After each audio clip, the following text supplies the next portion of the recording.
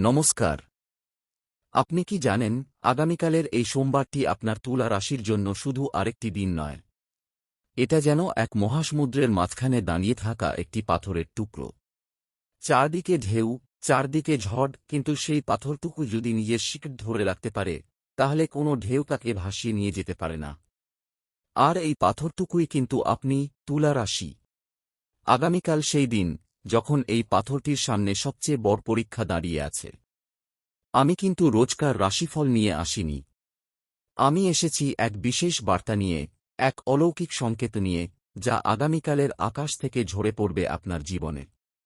আর এই সংকেত শুধু আমি দেখতে পাচ্ছি না, আমি অনুভব করতে পারছি। আমার হাতের রেখাগুলো যেন কাঁপছে। আমার মনের আয়নায় যেন স্পষ্ট প্রতিবিম্ব পড়ছে।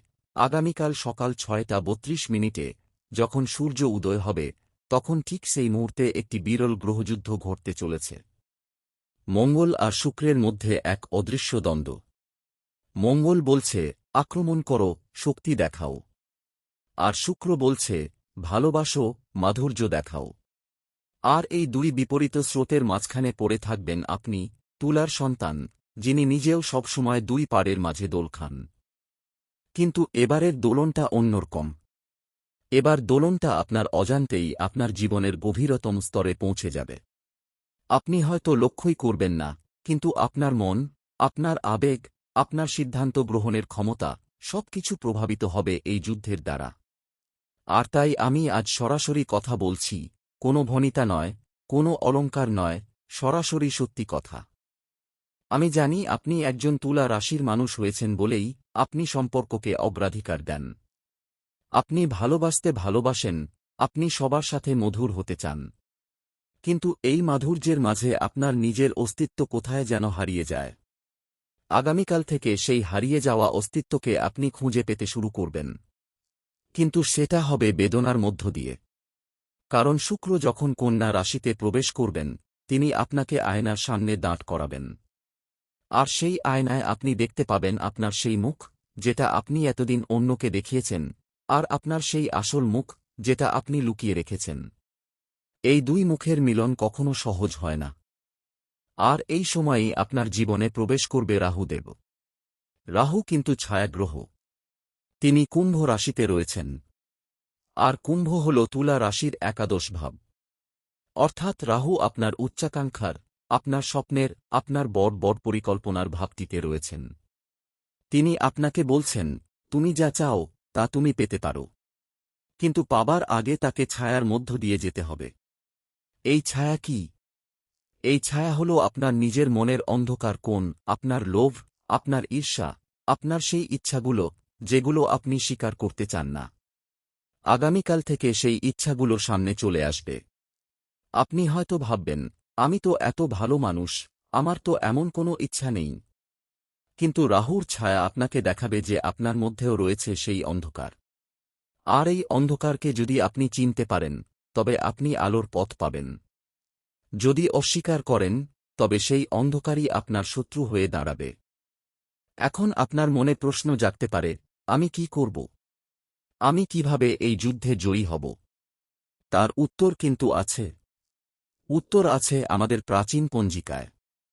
উত্তর আছে মহাদেবের নামে। কারণ আগামীকাল শ্রাবণের তৃতীয় সোমবার। এই দিনটি অত্যন্ত পবিত্র। এই দিনে মহাদেবের আবাহন করলে তিনি তাঁর তৃতীয় নেত্র খোলেন। আর সেই নেত্রের আলো সব অন্ধকার দূর হয়। সব বিভ্রম মিটে যায়। সব শত্রু পরাজন করে।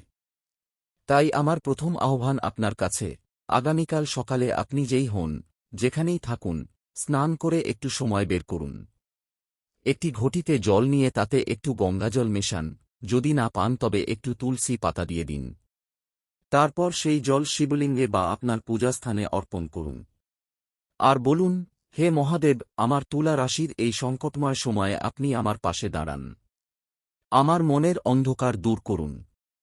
আমার পথের বাধা সরান। এই প্রার্থনা যদি আপনি আন্তরিকভাবে করেন, তাহলে আমি গ্যারান্টি দিচ্ছি, আগামীকালের যে কোনো সংকট আপনার জন্য সহজ হয়ে যাবে।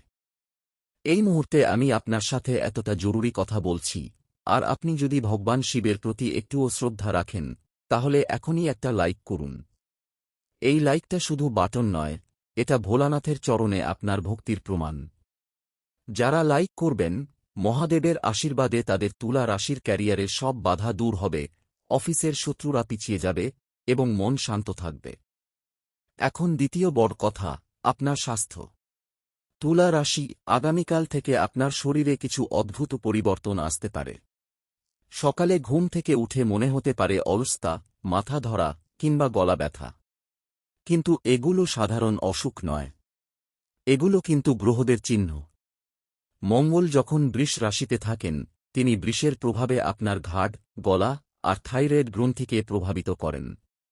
তাই যারা তুলা রাশির মানুষ, তাদের আগামীকাল থেকে নিজের গলার দিকে বিশেষ নজর দিতে হবে। বেশি ঠান্ডা জিনিস খাবেন না, বেশি কথা বলবেন না এবং সন্ধ্যার পর কোনো ভারী খাবার খাবেন না। কারণ রাতে চাঁদ যখন মীন রাশিতে নেপচুনের সাথে মিলিত হবে, তখন আপনার শরীরের জলীয় অংশ অত্যন্ত সক্রিয় হয়ে উঠবে। আপনি যদি বেশি জল খান, তবে তা আপনার শরীরে জমে গিয়ে অস্বস্তি তৈরি করবে। তাই পরিমিত জল পান করুন, কিন্তু খাবার দাবার নিয়ন্ত্রণে রাখুন। আরেকটি আশ্চর্য ব্যাপার ঘটবে আগামীকাল রাত ৯টা ৪৭ যখন পৃথিবী তার নিজ অক্ষে এক বিশেষ কোণ তৈরি করবে, তখন আপনার তুলা রাশির সপ্তম ভাব, যা আপনার সঙ্গী, আপনার অংশীদার, আপনার ব্যবসায়িক সহযোগীদের ভাব, সেখানে এক অদ্ভুত শক্তির সঞ্চার হবে। আপনি হয়তো কোনো পুরনো বন্ধুর কাছ থেকে ফোন পাবেন। হয়তো কোনো প্রাক্তন প্রেমিকা বা প্রেমিক আপনার মনের মধ্যে ফিরে আসবে। কিন্তু সাবধান, এই সময়ে কোনো পুরনো সম্পর্কে ফিরে যাবেন না। কারণ এই শক্তি শুধুই বিভ্রম তৈরি করছে। নেপচুনের ছলনা আপনাকে ভুল পথে নিয়ে যেতে পারে। আপনি মনে করবেন এই মানুষটা আমার জন্য সঠিক, কিন্তু বাস্তবে তা নাও হতে পারে। এই সময়ে আপনার নিজের বিবেকের কথা শুনুন। নিজের মনকে প্রশ্ন করুন, আমি কি সত্যি এই মানুষটিকে চাই, নাকি আমি একা থাকতে ভয় পাই? আমি জানি তুলা রাশির মানুষ একা থাকতে ভয় পায়। আপনি সব সময় চান কেউ একজন থাকুক, আপনার হাত ধরে রাখার জন্য, আপনার সাথে হাসি কান্না শেয়ার করার জন্য। কিন্তু এই সময়টা হল আপনার নিজেকে খুঁজে পাওয়ার সময়, নিজেকে জানার সময়। আপনি যদি নিজেকে না জানেন, তাহলে অন্য কেউ আপনাকে কখনো সম্পূর্ণভাবে বুঝতে পারবে না। তাই এই সময় নিজের সাথে বন্ধুত্ব করুন, নিজের সাথে কথা বলুন, নিজের জন্য সময় দিন। আর যখন আপনি নিজের সাথে সুখী হবেন, তখনই সঠিক সঙ্গী আপনার জীবনে প্রবেশ করবে। এখানে একটু থামুন। পরশুদিনও আপনার রাশিতে একটা বড় পরিবর্তন আসছে, যা আজকের চেয়েও জরুরি। সেই সতর্কতা যদি সময়মতো না পান, বিপদ দ্বিগুণ হবে। এখনই চ্যানেলটি সাবস্ক্রাইব করুন। মা দুর্গার কৃপায় আপনার শরীর সুস্থ থাকবে, রোগ ব্যাধি দূর হবে এবং মনোবল বাড়বে। এবার আসি আপনার আর্থিক অবস্থার কথা। আগামীকাল বৃহস্পতি কর্কট রাশিতে প্রবেশ করছেন। আর এই কর্কট কিন্তু আপনার তুলা রাশির দশম ভাব। দশম ভাব হল কর্ম, পেশা, সমাজে সম্মান আর ক্যারিয়ারের ভাব। যখন বৃহস্পতি এইভাবে থাকেন, তখন আপনার ক্যারিয়ারে নতুন দিগন্ত উন্মোচিত হয়। হতে পারে আপনার বস আপনার সাথে একটা গোপন কথোপকথন করবেন। হতে পারে আপনাকে কোনো নতুন প্রজেক্টের দায়িত্ব দেওয়া হবে। হতে পারে আপনি চাকরি পরিবর্তনের কথা ভাবছেন, আর সেই ভাবনা আগামীকাল থেকে বাস্তব রূপ নিতে শুরু করবে। কিন্তু মনে রাখবেন, বৃহস্পতি যেমন দেন, তেমন সতর্ক করেন। তিনি বলেন, তুমি যা কিছু করো, তা ন্যায়ের পথে করো। কোনো অন্যায় করো না। কোনো অবৈধ সুযোগ গ্রহণ করো না। কারণ বৃহস্পতির চোখ সবকিছু দেখে। তিনি যদি দেখেন যে আপনি অধর্মের পথে যাচ্ছেন, তবে তিনি আপনার সেই সুযোগটিও কেড়ে নেবেন। তাই সৎ থাকুন, কর্মের প্রতি নিষ্ঠাবান থাকুন, আর ফল আপনার হাতে এসে পৌঁছাবে। তবে শুধু সুখবর নেই, দুঃখবরও আছে। আগামীকাল থেকে আপনার বাড়িতে, আপনার পারিবারিক পরিবেশে কিছু টানাপোড়েন তৈরি হতে পারে। কারণ চন্দ্র যখন মীন রাশিতে থাকবেন, তখন তিনি আপনার চতুর্থ ভাবের অধিপতি, যা মা, বাড়ি আর মানসিক শান্তির ভাব। আর সেই চন্দ্র যখন নেপচুনের সাথে যুক্ত হবেন, তখন পরিবারের কোনো সদস্যের সঙ্গে আপনার মনোমালিন্য হতে পারে। হতে পারে আপনার মায়ের সঙ্গে কোনো পুরনো বিষয় নিয়ে তর্ক হবে। হতে পারে আপনার স্ত্রী বা স্বামীর সঙ্গে কোনো গোপন বিষয় প্রকাশ পাবে। তবে আমি বলছি, এসবকে খুব বেশি গুরুত্ব দেবেন না। এগুলো অস্থায়ী। এগুলো কেবলমাত্র গ্রহের প্রভাব। আপনি যদি ধৈর্য ধরেন, তবে ৪৮ ঘণ্টার মধ্যেই সবকিছু স্বাভাবিক হয়ে যাবে। এখন তুলা রাশি, আমি আপনাকে একটা বিশেষ পরামর্শ দিতে চাই।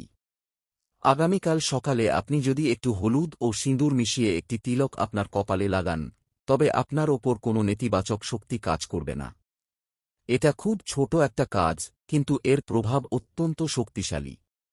কারণ হলুদ হল শুক্রের রং, আর শুক্র আপনার রাশির অধিপতি। আর সিঁদুর হল মঙ্গলের রং, যে গ্রহ আপনার শত্রুদের প্রতিনিধিত্ব করে। এই দুই রঙের মিশ্রণ আপনার কপালে প্রতীকী যুদ্ধের সূচনা করবে, যেখানে আপনি নিজেকে রক্ষা করতে পারবেন। আরেকটা কাজ করতে পারেন। আগামীকাল সন্ধ্যায়, যখন সূর্য অস্ত যাবে, তখন একটি প্রদীপ জ্বালিয়ে একটি জানালার কাছে রাখুন, যেন সেই আলো বাইরের অন্ধকারে ছড়িয়ে পড়ে। এই প্রদীপ হবে আপনার বিশ্বাসের প্রতীক। আপনি মনের মধ্যে বলবেন, আমি আলোর পথে চলছি, অন্ধকার আমার কিছু করতে পারে না। এই একটি ছোট্ট কাজ আপনার তুলা রাশির জন্য আগামীকালের সব প্রতিকূলতাকে অনুকূলে পরিণত করবে। এত কিছু শুনলেন, এখন যদি চুপ থাকেন, তাহলে এই শক্তি আপনার কাছে পৌঁছাবে না। গুরু বৃহস্পতির শক্তি তখনই সক্রিয় হয় যখন ভক্তরা একসাথে জয়ধ্বনি করেন। এখনই কমেন্টে লিখুন, জয় গুরুদেব। যত বেশি মানুষ লিখবে, তত বেশি শক্তি জাগ্রত হবে, এবং বৃহস্পতির আশীর্বাদে আপনার ক্যারিয়ারের সব বাধা দূর হবে, আর্থিক সংকট কেটে যাবে, এবং সমাজে আপনার সম্মান বাড়বে। আমি এখন আপনাকে সেই বিশেষ রক্ষামন্ত্রটি দিচ্ছি, যা তুলা রাশির জন্য অত্যন্ত কার্যকরী। এটি কোনো সাধারণ মন্ত্র নয়, এটি আমাদের ঋষিদের দ্বারা প্রণীত এক কবচ। মন্ত্রটি হল ওম শুক্রায় নমঃ, ওম বৃহস্পতরে নমঃ, ওম চন্দ্রায় নমঃ। এই মন্ত্রটি আপনাকে আগামীকাল ৫ বার জপ করতে হবে।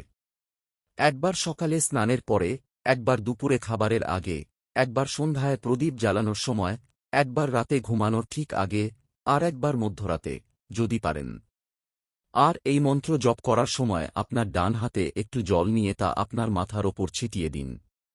এটা আপনার ওপর থেকে সমস্ত গ্রহের অশুভ প্রভাব দূর করবে।